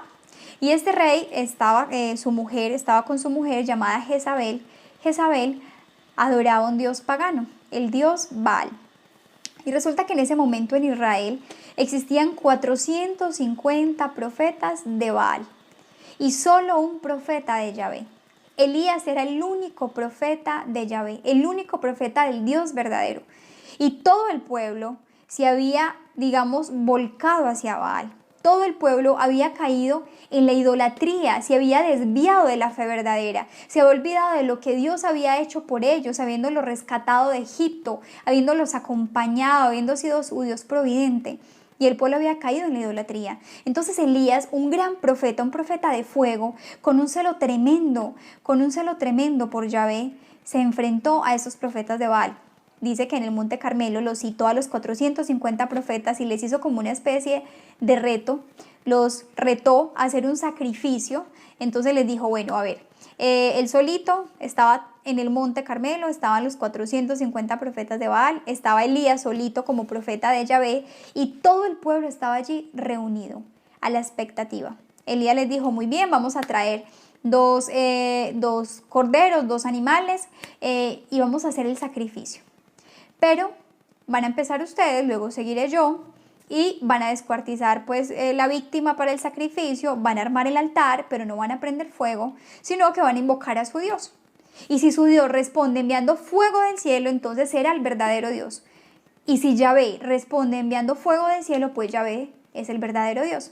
Y efectivamente hicieron, los invito a que lo lean, es bellísimo este relato. Entonces efectivamente los 450 profetas de Baal tomaron pues la víctima para el sacrificio, armaron su altar, en fin, y empezaron a invocar, a orar a su Dios, en fin, dice incluso que se hacían incisiones y un montón de cosas, pero nunca cayó fuego del cielo. Cuando llegó el turno de Elías, Elías hizo lo mismo, preparó el altar con madera, preparó la víctima, incluso dice que echó agua, lo mojó todo, en fin, para que vieran el poder de Dios. Y que Elías inmediatamente empezó a hacer una oración y cayó fuego del cielo. Y se consumió esa víctima y se consumió ese sacrificio. Entonces todo el pueblo reconoció en ese momento que Yahvé era el verdadero Dios. Y volvió de su mal camino. El pueblo volvió a Dios gracias a este valiente profeta. Y continúa la historia de Elías, que es bellísima. Nuevamente los invito a que la lean, a que la mediten. ¿Cuál es el caso? Gracias a ese sí de Elías, a esa valentía de Elías, pues el pueblo fue rescatado de la idolatría. Y pensemos también nosotros, ¿cuántos hermanos nuestros hoy andan en la idolatría? ¿Cuántos amigos, familiares están, perdidos, equivocados, porque no conocen en la idolatría tal vez al dinero, en la idolatría tal vez al placer, la idolatría, al cuerpo, a la belleza, a tantas cosas que al mismo tiempo generan esclavitud? Y no creen en el Dios verdadero y no conocen la fe verdadera, tal vez porque no han tenido quien les hable, quien les evangelice, quien les comparta ese mensaje hermoso, maravilloso del Evangelio. Por eso, simplemente citando estos dos pequeños ejemplos de los muchos que hay en el Antiguo Testamento, hoy el llamado es para que entendamos que desde nuestro bautismo a nosotros nos fue encomendada esta misión de evangelizar, de anunciar la verdad, de anunciar a Cristo, de ayudar a que nuestros hermanos, nuestro prójimo, sean liberados también de la esclavitud, que sean liberados también de la idolatría. Pero muchos dirán, pero ¿cómo así? Esto es nuevo para mí. ¿Cómo así que Dios me llama a mí a ser profeta? ¿Cómo así que Dios me llama a mí a evangelizar? Yo eso no lo sabía. Pero si yo no sé hablar, Y empezamos de pronto a decir, pero yo no soy capaz, yo no sé hablar, yo no sé mucho de la fe, yo no estoy muy formado. Tranquilos, tranquilos. Mira, Dios no llama a los preparados, Él prepara a los llamados. Dios no elige a los preparados, Él prepara a los elegidos. Y ahí hay un pasaje muy bonito precisamente del profeta Jeremías, y se los quiero leer esto textualmente del profeta Jeremías. Cuando Dios llama al profeta Jeremías, miren lo que Él le responde. Jeremías capítulo 1, versículo 4 y siguientes dice: Me dirigió Yahvé la palabra en estos términos. Antes de haberte formado yo en el vientre te conocía. Antes que nacieses te había consagrado yo profeta. Te tenía destinado a las naciones. Yo respondí: Ay, Señor Yahvé, mira que no sé expresarme, que soy un muchacho. Pero Yahvé me dijo: No digas que eres un muchacho, pues irás donde yo te envíe y dirás todo lo que te mande. Palabra de Dios, te alabamos, Señor. Miren qué bonito. Dios llama a Jeremías y Jeremías le dice, pero es que mira, yo no sé expresarme. Mira que yo soy apenas un muchacho. ¿Y cuántos de nosotros estaremos pensando lo mismo? Soy apenas un muchacho, no soy capaz, no tengo los grandes dones, no tengo las cualidades, en fin. Pero el Señor, ¿qué le dice? Yo estaré contigo y dirás lo que yo te ordene. e irás donde yo te mande. Seré yo quien te dará la gracia, seré yo quien pondrá las palabras en tus labios. Preciosísimo, preciosísimo esto. Es decir, el Señor nos capacita para esa misión. Hoy quiero animarlos a eso. Que entendamos que por nuestro bautismo fuimos constituidos profetas. Y que no quiere decir que tengas que pararte ante un público gigante, hablarle a 1000, 2000 personas. No. Esta misión se realiza de la manera más sencilla. Tú puedes evangelizar y ser misionero a través de tus redes sociales. ¿Qué tal si en lugar de estar subiendo a veces cosas, no sé, muy superficiales o que poco aportan a los demás, simplemente cosas que entretienen, por qué no empezamos, por ejemplo, en nuestras redes sociales, en nuestro Instagram, Facebook, en fin, a subir mensajes de Cristo, mensajes del Evangelio, de Nuestra Señora? ¿Por qué no empezamos a cristianizar, digámoslo así, esas redes sociales, por ejemplo, que hoy, digamos, llegan a tantas personas que tienen tantísimo alcance y ustedes no se alcanzan a imaginar cómo una sola frase puede cambiar la vida de otra persona? Una sola imagen puede cambiar la vida de otra persona. Entonces podemos empezar por allí, pero también en el diario vivir, en nuestra casa. Es que ser profeta no quiere decir que tengas que irte a otras naciones, a lugares lejanos, en fin. No, en tu casa. Dios te llama a hacerlo en tu casa.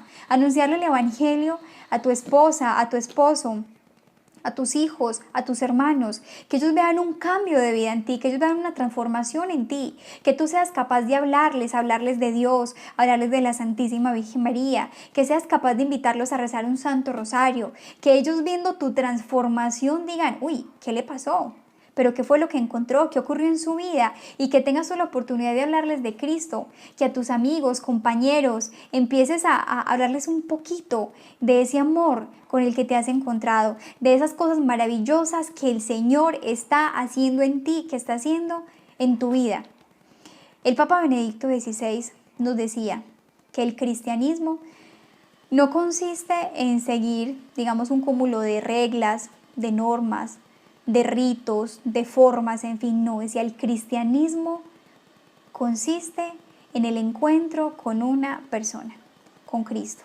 Ese es el cristianismo, es encontrarse con una persona, con Cristo. Y cuando yo me encuentro con Cristo, cuando yo experimento ese amor de Cristo, pues ese amor no me lo puedo guardar.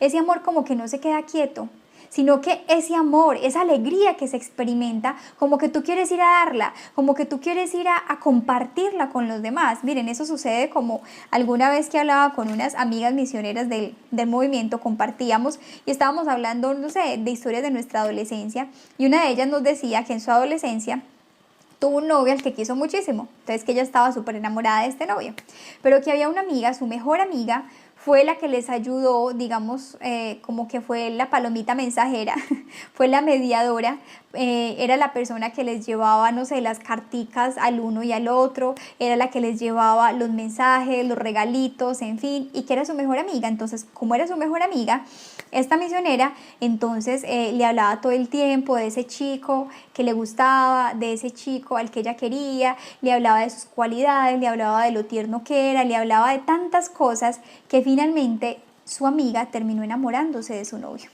Y nos decía que finalmente su amiga terminó quedándose con su novio, es decir, le quitó su novio.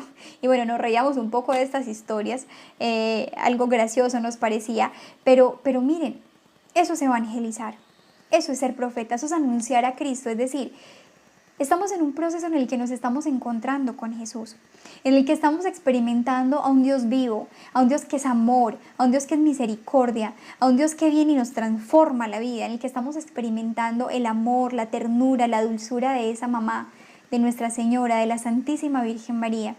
Entonces ese amor empieza a cambiar nuestra vida, empieza a llenar nuestra vida. Y cuando uno está enamorado, uno quiere hablar todo el tiempo de la persona que ama. Y para hablar de la persona que uno ama, no se necesita hacer un doctorado, ni hacer un curso, ni leerse muchos libros.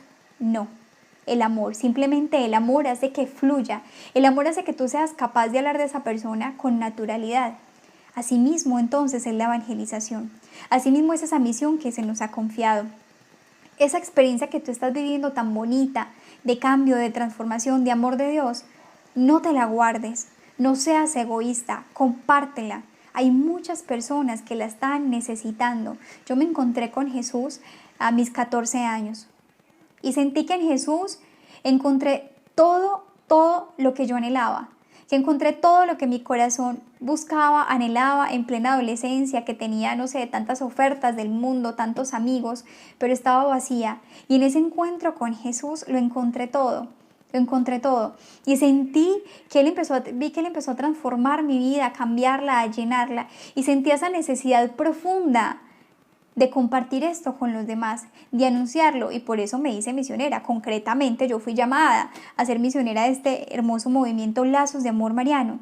Pero a ver, no quiere decir que tú tengas que ser misionero de Lazos de Amor Mariano, no quiere decir que tú tengas que ser misionero de X movimiento, quiere decir que estás llamado ahí, donde Dios te puso, ahí en tu casa, ahí en ese trabajo, allí en la universidad, en el medio donde tú vives, donde tú te mueves, donde tú existes, ahí a evangelizar, a llevar el amor de Dios, a llevar la verdad del Evangelio, esa verdad que sana, que libera, que transforma vidas. Estamos llamados, pues ya cuando pasemos esta situación con la gracia de Dios, ojalá a ir a nuestras parroquias, a ayudar en nuestras parroquias, a participar de esos grupos de pastoral. Miren, la vida nos fue dada para servir. Y es mejor gastarse por el uso que oxidarse por el desuso. Es mejor gastarse por el uso, es decir, es mejor gastarse la vida sirviendo, ayudando, transformando otras vidas, ayudando a construir un mundo mejor. Y no simplemente dejar que la vida se nos oxide, pasándola en un sillón, pasando los canales de televisión, revisando el celular, una vida como sin sentido. No podemos pasar por la vida sin hacer mejor la vida de los demás, porque estamos en este mundo para servir. Y hoy, con este proceso de consagración que estamos haciendo, estamos llamados a anunciar a Jesús, a anunciar a su Santísima Madre, a compartir este tesoro que hemos encontrado. Quiero invitarte en este momento a que cierres tus ojos allí donde estás. Cierra tus ojos. Vamos en primer lugar a darle gracias.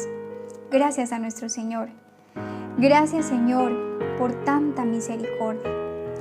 Gracias, Señor, por tanta bondad. Gracias, Señor, porque me has escogido. Gracias porque me has llamado. Gracias, Señor, porque en estos días de esta preparación he conocido tantas cosas, Señor. Te he podido conocer a ti. He podido acercarme a ti. Porque durante este tiempo, Jesús, he podido experimentar tu amor, tu misericordia, tu cercanía, tu bondad. Y me has ido transformando el corazón y me has ido transformando el alma. Y he ido encontrando la respuesta a tantas preguntas e inquietudes que había en mi vida, a tantas preguntas e inquietudes que había en mi corazón. Señor, hoy no queremos guardarnos este tesoro. No queremos guardarnos este tesoro que nos hemos encontrado para nosotros. No queremos ser egoístas. Hoy, Señor, queremos compartir este mensaje y este tesoro con los demás, con tantas personas que lo están necesitando, con tantas personas que están muriendo de frío, de hambre, de tristeza, Señor, por no conocerte, por no conocer la verdad, por no conocer a tu Santísima Madre, por no conocer a la iglesia, por no poder recibir los sacramentos, Señor. Hoy, Señor, pongo mi vida a tu disposición. Tengo temores, siento temores, no me siento preparado, siento que tal vez esto no es para mí, siento tal vez como Jeremías, Señor, que no soy capaz de hablar, que no sé hablar, que soy un muchacho, que soy demasiado joven, que no soy instruido, que tal vez soy ignorante, Señor. Pero yo me abandono en tus manos, Señor, como un instrumento en tus manos. Yo seré el instrumento y tú serás el artista, Señor. Tú serás quien toque este instrumento. Tú serás quien toque las melodías, Jesús. Serás tú y no yo. Heme aquí, Señor. Heme aquí. Dile hoy al Señor allí, desde donde estás en este momento, con todo el amor, con la disposición. Dile, Señor, heme aquí. Envíame a mí, que yo llevaré tu gloria a las naciones. Heme aquí, Señor, envíame a mí, que yo quiero llevar tu amor, que yo quiero compartir lo que has hecho en mi vida, que yo quiero llevar tu evangelio, tu verdad, que yo quiero extender tu reinado y el de la Santísima Virgen María. Dile, Señor, yo no soy capaz, yo no puedo, pero tú sí puedes. Me abandono en ti. Santísima Madre, Santísima Virgen María, tú que cuando no estuvo Jesús, tú acompañaste a los apóstoles, tú estuviste con ellos, tú los fortaleciste en la fe. Acompáñanos hoy a nosotros, fortalécenos en la fe, danos el valor, la valentía para anunciar a tu Hijo Jesús y para llevar su amor a las naciones. Intercede por nosotros, mamá, para que el Espíritu Santo se derrame y nos conceda un nuevo Pentecostés. Es que los apóstoles también tuvieron miedo, también tuvieron temor, estaban encerrados por temor, pero cuando el Espíritu Santo descendió sobre ellos, se llenaron de valor, de fuerza del Espíritu, de amor de Dios y salieron a anunciar el Evangelio en todos los rincones, salieron a entregar su vida por Cristo y por los demás. Danos hoy el don del Espíritu Santo, Señor, de tu Santo Espíritu que nos llene, que nos inunde, que nos unja para poder anunciarte, Señor, con valentía, para anunciarte, Señor, sin temores, sin importar, Señor, el qué dirán, para hacer esta gran obra de caridad con nuestros hermanos. Gracias, Señor. Gracias por este tesoro que nos has permitido conocer y ayúdanos a llevarlo a los demás, a entregarlo a los demás. Gloria al Padre, y al Hijo, y al Espíritu Santo, como era en el principio, ahora y siempre, por los siglos de los siglos. Amén. En el nombre del Padre, y del Hijo, y del Espíritu Santo. Amén. ¿Quién como Dios? Un saludo para todos en el Señor. Espero que estén disfrutando de este retiro de Plan de Vida. Este retiro que es importante para cada uno de ustedes. Hoy vamos a hablar de los signos del consagrado, de estos signos que debemos dar al mundo, los signos que debemos presentar, los signos que debemos mostrar. Quiero empezar, antes de desarrollar esta charla, que les servirá para mirar el camino, para saber qué es lo que quiere Dios de cada uno de ustedes como consagrado, de ustedes que se están uniendo a este ejército de la Inmaculada, a este ejército de la Madre de Dios. Quiero empezar con el Sagrado Evangelio, con estas palabras de fuerza, de vida, con estas palabras que nos dan la guía del camino. En Romanos, capítulo 12, dice así: Os ruego, hermanos, por la misericordia de Dios, que presentéis vuestros cuerpos como hostia viva, santa, agradable a Dios, en un culto espiritual, y no os acomodéis a este siglo.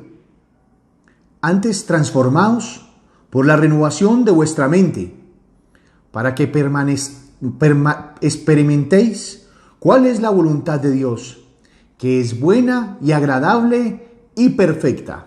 Palabra de Dios, te alabamos, Señor. Somos signo ante el mundo. Los primeros cristianos han luchado contra el siglo, es decir, contra el espíritu mundano, y por eso se convierten en signos permanentes de la voluntad divina. Y vamos a ver cuáles son estos signos que nosotros vamos a representar, qué es lo que vamos a mostrar. Nosotros vamos en contra del espíritu del mundo, como hizo la primera comunidad cristiana, contra todo lo que decían los romanos, contra estos cultos de idolatría que daban ante los dioses paganos, todos estos festines que hacían para idolatrar el espíritu del mundo, de matanza, de sangre, de adulterio, de impureza, de todas estas cosas. El espíritu cristiano siempre va contrario al espíritu del mundo. Por eso vamos a ver los signos que nos transformarán a la familia y transformarán a la sociedad en la que ustedes viven. Ustedes ya han estado empezando a ver cómo la consagración ha ido cambiándolos, cómo ustedes sienten algo nuevo, cómo los ojos se les destapan, ustedes empiezan a ver una realidad distinta, empiezan a percibir cosas que antes no percibían, empiezan a ver el Espíritu de Dios y la fuerza de la Madre que empieza a moldear sus corazones. Entonces, primer signo del consagrado a la Virgen María. El consagrado a la Virgen María brilla por su devoción. Como decía el Evangelio, su cuerpo se convierte en un culto, se convierte en adoración pura a Dios. Y esto es algo que tenemos que recuperar. Siempre cuando estemos orando, que seamos fervorosos, ojalá de rodillas, con los ojos cerrados. Le vamos a hablar a Dios con reverencia, con amor, con profundidad. No nos enseñemos a rezar, a orar ante Dios de una manera desalentada, de una manera como si fuera cualquier cosa, como si estuviéramos recitando cualquier poesía o cualquier carta a cualquier persona. No, vamos a hablar de amor ante nuestro Señor, ante el amor de los amores. Entonces, en las Eucaristías nosotros estemos de rodillas cuando hay que estar de rodillas, fervorosos, concentrados con cada palabra, un espíritu de devoción, un espíritu de aquel que ama, que quiere, el espíritu de un hijo mirando a su padre. Eso es lo que nosotros tenemos que recuperar, lo que lograron los santos. Cuentan en la época de San Francisco de Asís, aquel grande santo, aquel hombre que logró convertir a toda Europa. Miles de franciscanos, miles de conversiones. Él y Santa Clara lograron estremecer el mundo. Y estremecer el mundo con algo increíble. Lo lograron estremecer con la pobreza. Con un espíritu pobre, con un espíritu entregado, con un espíritu totalmente lleno de Dios. San Francisco tenía dinero. Era hijo de un comerciante. Tenía muchos bienes. Y cuando se encuentra con el Señor, en aquel momento que le da su vida a Él, que empieza a amar incluso a los leprosos, que Él les tenía asco, hay una explosión de amor y empieza ese espíritu de devoción, ese signo del consagrado, ese signo del cristiano. Y cuenta que una vez su amigo Bernardo, un noble de Asís, lo invita a su casa y lo invita a dormir.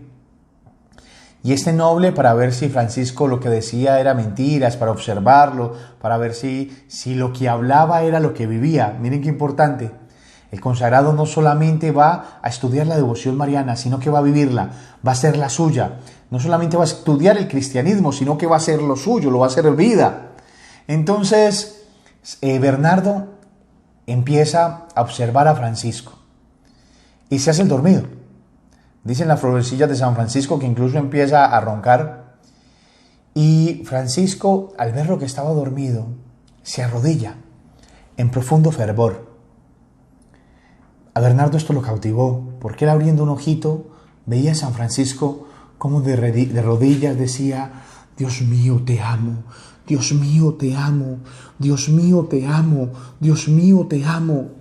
Ese es el fervor, esa es la fuerza de nuestra oración, esa es la fuerza de nuestro rosario. No es lo mismo hacer un rosario, Dios te salve María, llena eres de gracia, el Señor es contigo, bendita tú eres de todas, Santa María, Madre de Dios, ruega por nosotros. Hacer un rosario, Dios te salve María, llena eres de gracia, el Señor es contigo, bendita tú eres entre todas las mujeres y bendito es el fruto de tu vientre Jesús. Y tú te imaginas a los pastores de Fátima, tú te imaginas a la pastorcita de Lourdes, a Bernardita, y tú te imaginas viendo a la mamá, le estás hablando a la mamá, a la reina, le estás entregando todo a Dios. ¿Cómo no tener fervor? Siéntete como el niño que se tira en los brazos de su padre. ¿Cómo es el abrazo de este niño? ¿Cómo son las palabras de este niño? Ustedes, los que son padres de familia, ¿qué dolor se siente cuando un hijo desprecia a su padre? Cuando le habla de mala gana, cuando le habla desde la pieza, acostado, sí, le responde mal. Hay dolor de padre. Por eso a nuestro Padre del cielo, a nuestra Madre del cielo, hay que hablarle con todo el amor y con toda la fuerza del mundo.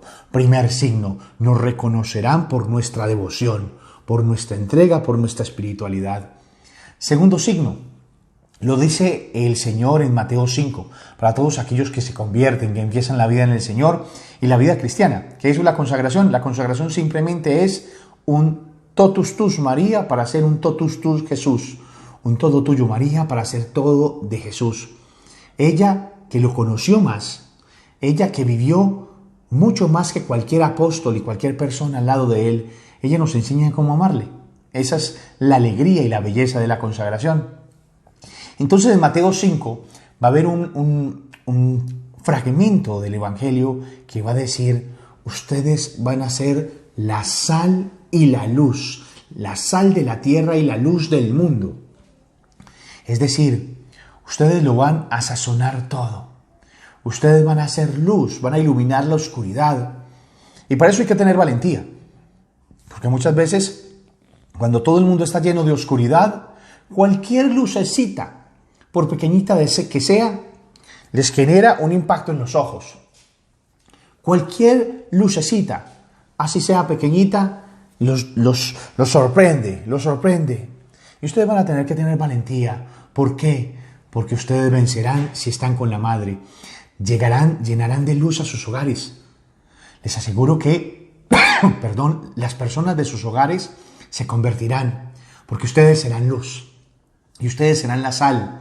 Por eso los cristianos siempre han tenido alegría, han sido la sal. Donde llega un cristiano, donde llega un santo, donde llega una persona mariana, usted ve que llega la alegría, que llega la bondad, usted quiere estar con esa persona. Tu familia va a decir: Dios mío, ¿cómo ha cambiado? Dios mío, hay una alegría extraña que hay donde Él se ha convertido verdaderamente en sal. Quienes de pronto han tenido la oportunidad de comer alguna vez una sopa sin sal, eso es muy fuerte. O un arroz sin sal, eso es muy duro. Porque la sal, así se encuentra en la comida, así se encuentra el material de la sopa. La sal es la que le da el gustico, la que le da el sabor. Y por eso nosotros tenemos que impactar. Sal y luz. Dos pequeñas historias para poder que les quede bien el ejemplo. Sal. Tenemos, por ejemplo, al cardenal Bantuán. El cardenal Bantuán, un cardenal que fue encarcelado por el comunismo, que vivió en la cárcel más de 10 años. Él entra a una cárcel y empieza a tener una fuerza, empieza a sazonar esta cárcel llena de oscuridad, con presos, con asesinos, con carceleros, pero muy bruscos, tratándolo mal, golpeándolo. Pero es tan fuerte la sal de Cristo que Él, con paciencia, con sonrisas, con amor, con brillo en sus ojos, empieza a sazonar, a darle sazón a la vida de esos pobres carceleros y de esos pobres presos, y se convierte en un evangelizador. Convierte la cárcel en una adoración al Señor. Todo el mundo empieza a convertirse, el carcelero, el compañero, el preso. Y cada vez que se convertía en la cárcel cambiaba y se daban cuenta que era él. Y los comunistas lo cambiaban de cárcel y lo llevaban a otra cárcel para que lo volvieran a golpear. Y cada vez que él llegaba a una cárcel nueva, él llegaba, se arrodillaba, besaba el suelo de esta cárcel y decía: he llegado a mi nueva catedral. Dios me ha llamado nuevamente a ser el obispo, porque él era el obispo de mi nueva catedral. La catedral de él era una cárcel llena de oscuridad que él, por el cristianismo, por la entrega a la Virgen María, porque fue lo primero que hizo en la cárcel, le entregó su apostolado a la mamá. Él iba a ser la sal, iba a sazonar esa cárcel insípida y le iba a llenar de sazón y de luz. El otro ejemplo, la Madre Teresa de Calcuta, que todos ustedes la han podido de pronto llegar a ver, esta monjita, esta religiosa, bajita de estatura pero grande de espíritu, arrugadita en su cuerpo, en su cara, pero con una belleza que impactaba más allá de la belleza física. Ella, yendo en un tren hacia Darjeeling, en la India, va a recibir una llamada de Dios, va a recibir un momento místico y se le va a aparecer Jesús y le va a decir: ven, sé mi luz, ven, sé mi luz. Ve a donde los pobres, a donde los marginados, los que están tirados en la calle, los que no tienen a Dios, los que no tienen qué comer, los que no tienen quien los abrace, los que no tienen amor. Ven, sé mi luz. Y le va a pedir en ese momento a la Madre Teresa de Calcuta que deje a las hermanas de Loreto. Ella era de las hermanas de Loreto. Ella va a dejar las hermanas de Loreto y se va a ir a las calles a recoger leprosos, indigentes, a amar, a dar el amor hasta el extremo. Eso es un cristiano. Eso es un consagrado, eso es un mariano, eso es un católico. Entonces, segundo signo que nos va a pertenecer a nosotros como consagrados y como cristianos, vamos a ser sal y luz del mundo. Tercer signo potente que nos va a diferenciar de las otras personas y nos va a ayudar a cautivar a muchas personas. Los consagrados a la Virgen María son adoradores del Santísimo. Creemos que Dios está presente en la Eucaristía y por eso nosotros no tenemos miedo de arrodillarnos frente a Él, de decirle nuestros problemas, de mostrarle nuestras lágrimas, de contarle nuestros triunfos y nuestras tragedias. Los santos, los consagrados, siempre han sido adoradores y saben que no están solos, porque la Madre, el Espíritu Mariano, los ayuda a estar al lado de la hostia, al lado de Jesús, como ella estuvo al lado de la cruz. Ella que sabía del Espíritu, ella que sabía de la verdad, ella que sabía de oración, ella sabía que los verdaderos marianos son los que están de rodillas, clavados frente al Santísimo, orando frente a su Señor. ¿Cuántos santos se han convertido en luces para la humanidad frente al Santísimo? Nada más la historia de Santo Tomás. Cuentan sus compañeros que pasaban por el templo de los dominicos, cuando de un momento a otro lo veían que él estaba en el sagrario y tenía la cabeza metida dentro del sagrario. Y le decían, Tomás, ¿qué te pasó? Y este Tomás les decía, es que Él es el que me ilumina, Él es el que me ayuda a pensar, Él es el que me da el conocimiento. Y lo decía Tomás, que fue el que escribió la Suma Teológica, el gran regalo que tenemos todos los teólogos, el gran regalo que tiene la teología, el gran regalo que el mismo enemigo y el mismo demonio quiere ocultar de los seminarios para que los seminaristas no estudien la Suma Teológica y no vean el esplendor de la verdad. Otro ejemplo de lo que hace la Eucaristía lo vemos en la compañera de San Francisco de Asís, en Santa Clara de Asís. Aquella hermana hermosa, dicen que era. Es más, en Asís se pueden contemplar sus cabellos, porque cuando ella salió de su casa para ir donde Francisco y para convertirse en religiosa, Francisco la estaba esperando en la porciúncula, en una capillita pequeñita. Él estaba con sus franciscanos, estaban rodeándola una fila de franciscanos esperándola con antorchas encendidas. Y apenas ella llega, se arrodilla y Francisco la consagra al Señor y le corta su cabello. Era tan impresionante la santidad de este par que los franciscanos de esa época recogieron este cabello y lo guardaron. Ese cabello se puede ver unos rizos dorados espectaculares en Asís. Allá se pueden contemplar. Pero esta mujer era una amante apasionada del Sagrado Sacramento.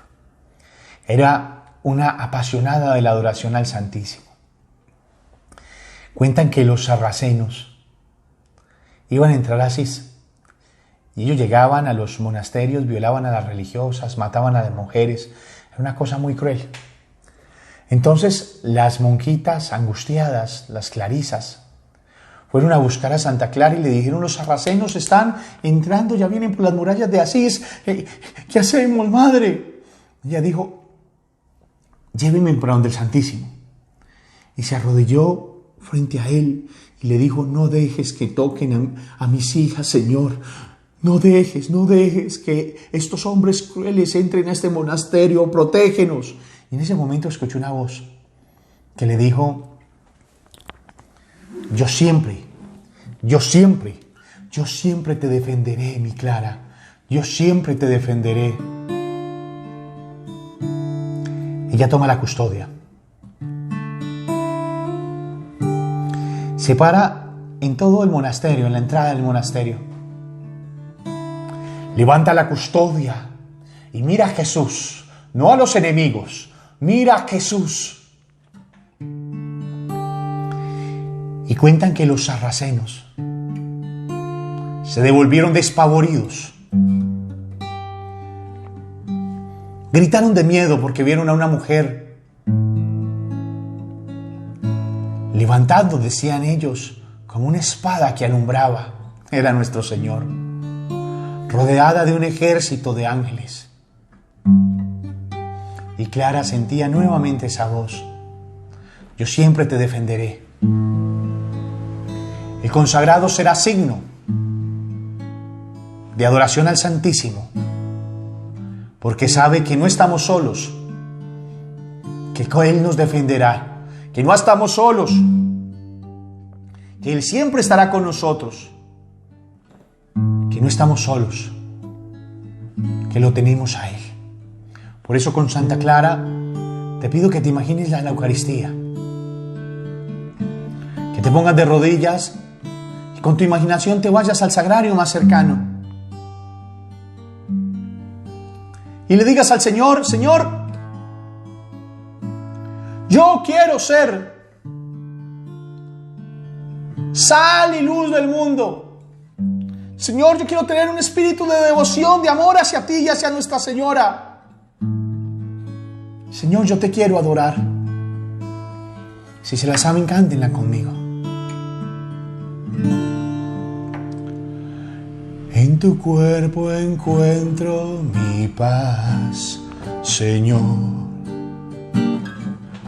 En ti descansa mi alma. Y está mi emoción, amado mío, que tiemblo por ti. Estoy temblando de amor por ti, Señor, temblando al sentirte en mi interior. Estoy temblando de amor y el corazón se me derrite por ti. Se me derrite por ti, Señor. Dile a Jesús que lo extrañas. Dile a Jesús que le adoras. Dile a Jesús que le amas. Cuéntale en este momento tus problemas, tus angustias, tus tristezas. Dile a Jesús que quieres temblar de amor por Él. Dile a Jesús que estás con Él. Dile a Jesús que quieres siempre estar con Él y con su madre. Dile a Jesús que estás haciendo un plan de vida. Que antes pensabas en las cosas del mundo y ahora quieres pensar en las cosas de Dios. Que antes tus planes eran para el mundo, ahora tus planes serán para Dios. Que renuncias al mundo, al demonio, a la carne y lo acoges a Él y a su madre para servirle, para amarle y para glorificarle.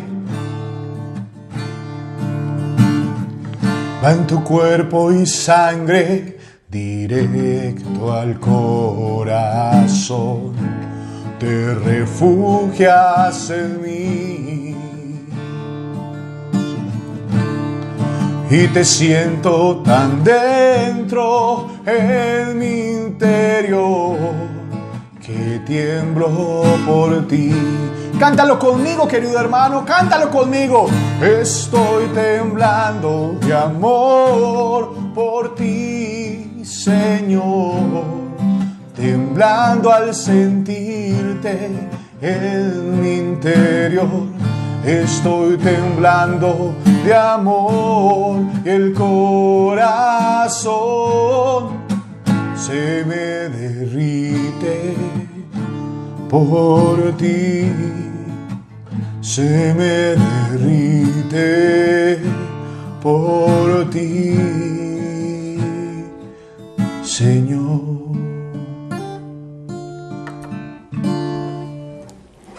Cuarto signo que debemos de tener: los consagrados. Los consagrados brillarán por la pureza, brillarán por el espíritu de pureza. Lo que dice nuestro Señor en las bienaventuranzas, en Mateo 5. Bienaventurados los puros de corazón, porque ellos verán a Dios. Nosotros brillaremos por la pureza de nuestras miradas. Ya no miraremos al prójimo pecando. Nosotros brillaremos por la pureza en nuestro vestir. Ya no mostraremos nuestro cuerpo para hacer pecar al otro. Ya no utilizaremos escotes ni cosas para poder forrar nuestro cuerpo en lujuria. No. Ya nosotros miraremos con pureza, vestiremos con pureza. Ya cada vez que nosotros vayamos a comprar un vestido, una camisa, una blusa, miraremos a la Virgen y le preguntaremos a ella: mamá, ¿tú quieres que yo me ponga esto? ¿Tú te pondrías esto? ¿Tú mostrarías tu cuerpo? No, el consagrado a la Virgen brillará por su pureza. No mostrará su cuerpo. Las mujeres ya no forrarán sus caderas, ya no mostrarán sus partes para poder conquistar y llenar de lujuria a los hombres. Ya no mostrarán con escote sus senos, no. Los consagrados a la Virgen brillarán por la pureza, por el amor, por los noviazgos en castidad, por vivir una pureza en su matrimonio, en sus noviazgos, en su vida. Los consagrados a la Virgen brillarán porque ya no verán pornografía, ya no verán escenas porquerías, no. Ya no verán escenas con cosas sucias, no. Los consagrados a la Virgen brillarán por la pureza y el amor. Brillarán porque ya sus palabras no van a ser vulgares, porque van a tener unas palabras decentes, porque ya no hablarán con chistes morbosos, ya no habrá morbo en su pensar, en su hablar o en su sentir. Los consagrados a la Virgen serán signo de la pureza de Cristo.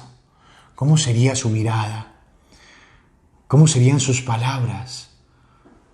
¿Cómo serían sus abrazos? Los consagrados a la Virgen María ya no escucharán música que dañe el alma. Ya no escucharán música que sea una atracción a la sexualidad. Ya no escucharán ni bailarán música como el reggaetón, con su música mundana que abaja a la mujer y la vuelve una cosa y un objeto. No. Los consagrados a la Virgen María brillarán por la pureza en lo que escuchan, por la pureza en lo que hablan, por la pureza en lo que miran, por la pureza en lo que sienten, por la pureza en lo que desean. Tendrán verdaderamente un corazón puro y por eso la bienaventuranza dice: los consagrados a la Virgen verán a Dios. Bienaventurados los puros, porque ellos verán a Dios. Y mientras más puro seas, más vas a entender las cosas de Dios, el espíritu cristiano. El otro signo que veremos es que los consagrados serán hijos de la Iglesia. Aprenderemos el magisterio, obedeceremos a nuestros obispos, a nuestro Papa, amaremos, respetaremos a los sacerdotes, hablaremos con ellos de dignidad, los defenderemos, los ayudaremos. Nosotros seremos hijos de la Iglesia, conociendo la tradición cristiana, el magisterio, sus mandamientos, formándonos como buenos cristianos para defenderla. Porque la amaremos. Un consagrado a la Virgen ama a la Iglesia con todas las fuerzas de su corazón. Porque es la esposa de Cristo. Porque María es madre de la Iglesia. Y por último, el consagrado a la Virgen será signo de extender la devoción mariana y la consagración. Será un misionero que ayude a otros a consagrar. No solamente que invite a otros a consagrar, sino que se formará para consagrar personas a la Virgen María, para ayudar a que muchas personas se acerquen a la consagración. Un consagrado a la Virgen María se convertirá en un signo de evangelización, mostrándoles el camino más perfecto, más cercano, más lindo y más limpio para llegar a Dios.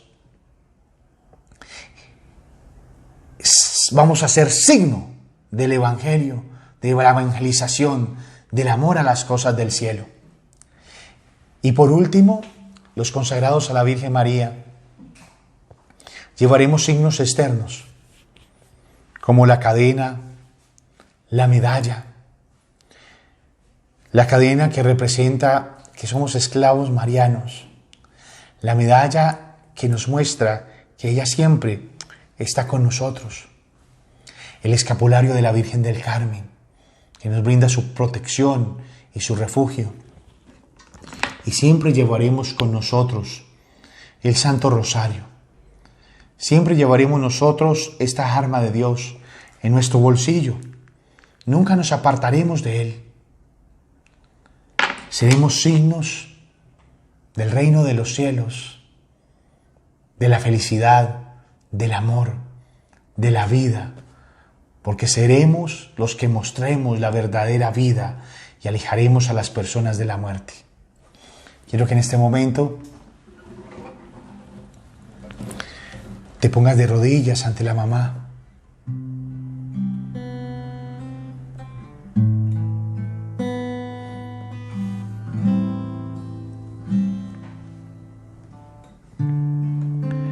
Y le digas que te ayude a ser signo del amor de Dios en el mundo.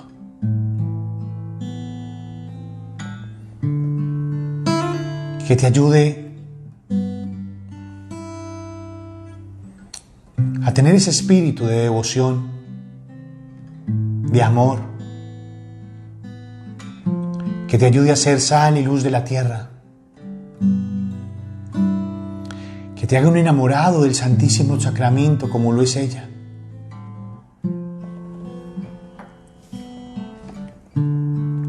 Que te ayude a ser puro.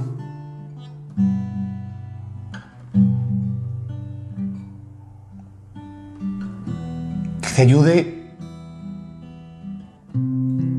a tener una mirada limpia, un corazón enamorado. Dile, Madre, ayúdame, quiero ser signo de tu amor, quiero que otras personas sientan lo que yo estoy sintiendo en este momento. Ayúdame, mamá. Ayúdame, mamá, a extender la devoción mariana. Ayúdame, Madre, a luchar. Y en este momento donde muchos utilizan tantas cosas para ofender el cuerpo, yo puedo utilizar esta medalla, esta cadena, mi escapulario, mi rosario, para decirle al mundo entero: te pertenezco, mamá, te pertenezco, madre. Ahí de rodillas, dile a la Madre de Dios que te ayude a llegar a Jesús. Mira a los ojos y cántale conmigo. Madre de Dios, tú que todo sientes, oye mi voz. Hoy te llamo y te digo, mamá. He caído tantas veces, vacío estoy, le he huido siempre a la verdad. No he encontrado aún la felicidad. Necesito ver tu luz.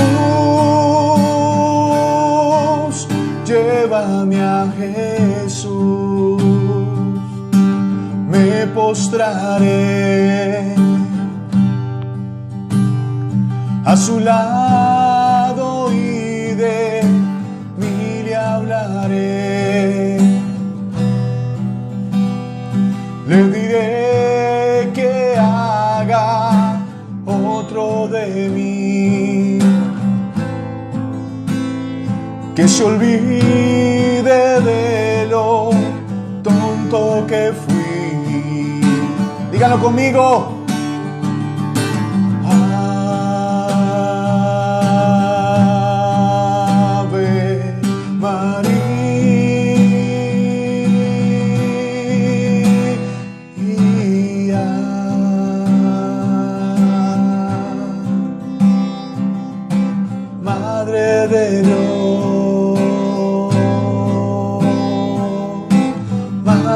de Dios,